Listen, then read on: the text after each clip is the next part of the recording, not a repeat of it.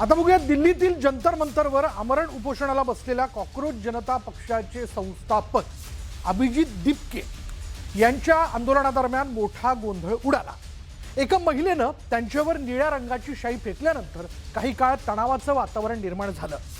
या घटनेनंतर दिपके यांनी आंदोलनात पैसे देऊन गुंड घुसवल्याचा गंभीर आरोप केला, तर विरोधकांनीही सरकारवर जोरदार तोफ डागली।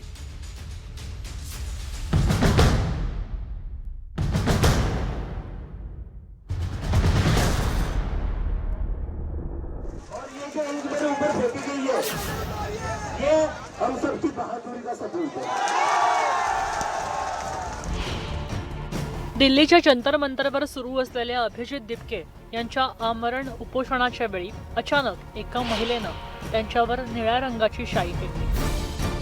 हा प्रकार घडताच दिपके यांचे समर्थक मंचाकडे धावले। उपस्थितांनी संबंधित महिलेला पकडलं। या सगळ्या प्रकारामुळे आंदोलनस्थळी गोंधळाचं वातावरण निर्माण झालं।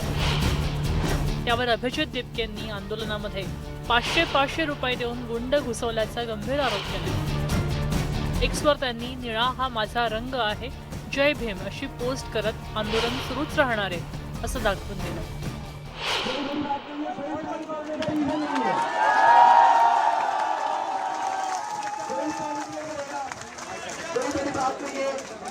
ये टायर के निशान है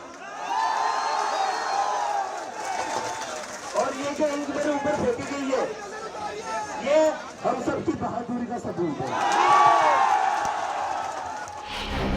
अभिजित दिपकेंवर शाई फेक झाल्यावर त्यांच्या आईवडिलांच्या प्रतिक्रियेकडे सगळ्यांचं लक्ष लागलं होतं। त्याचं कारणही तसंच होतं। मागच्या महिन्यामध्ये 15 जूनला जयपूरमधल्या शहीद स्मारक इथं नीट पेपरफुटी आणि बेरोजगारी विरोधात आंदोलनाच्या वेळी काही अज्ञात व्यक्तींनी अभिजित दिपकेंना धक्काबुक्की केली होती, मारहाण केली होती। या पार्श्वभूमीवर झालेल्या शाईफेकीनंतर अभिजित दिपकेंच्या आईवडिलांनी मुलाला साथ देण्यासाठी दिल्लीला उपोषणाला जाणार असं जाहीर केलं।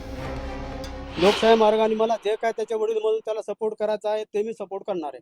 आणि मी या भारतीय समाजाला सुद्धा आवाहन करणार आहे की तुम्ही सुद्धा रस्त्यावर यायला पाहिजे। किती दिवस घेऊन जीवन जगणार आहे तुम्ही आणि कशासाठी घ्यायचं? जे सत्यासाठी आम्ही आता लढणार। माझ्या मागे कुणी येऊ न येऊ, मला तर माझ्या मुलाच्या पाठीमागे राहावं लागणार। केलंच ना, त्यांनी चिरडून टाकलं। सकाळी सरांना गपचूप नेलं ना। आता कारण सरांनी कालच सांगितलं ना, सगळं चांगले आहे बाबा, मी 20 तारखेपर्यंत मला काही होणार नाहीये, पण तुम्ही हे करा म्हणे, आंदोलन सुरू ठेवा म्हणे। सरांनी सांगू नये, यांनी सकाळी सरांना उचलून नेलं। म्हणजे तसं जर अभिजित बाबत झाल्यावर आम्ही काय करणार आहे? सरांना सकाळी जसं हे पडदा टाकून नेलं, तसं जर त्याला नेलं तर आम्ही काय करणार आहे? आम्ही काय सरकारला मागणार आहे?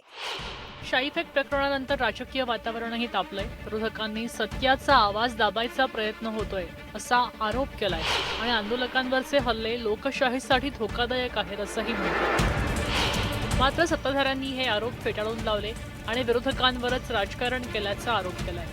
एक 20 दिवस त्यांना उपोषणावर बसवलं। मला कळतच नाही की धर्मेंद्र प्रधानचा राजीनामा पाहिजे तर हो पाहिजे, डेफिनेटली पाहिजे, पण एका मिनिटासाठी राजीनामा बाजूला ठेवा। एक माणूस तुमच्या समोर 20 दिवस उपोषण करतोय, त्याला येऊन तुम्हाला भेटता पण नाहीत, एक कॉन्व्हर्सेशन पण नाही करतायत की तुमची चर्चा तर चालू करू। जंतर मंतरवर उपोषण करणारे सोनम वांगचुक यांना शनिवारी पोलिसांनी सफदरगंज रुग्णालयात हलवलं। त्यानंतर आता पुढच्या आंदोलनाची धुरा अभिजित दिपकेंकडे आली आहे। मात्र शाईफेकीच्या घटनेनंतर आंदोलन आणि आंदोलकांच्या सुरक्षेचा मुद्दा पुन्हा ऐरणीवर आलाय। संतोष गोरे, न्यूज 18 मराठी, मुंबई।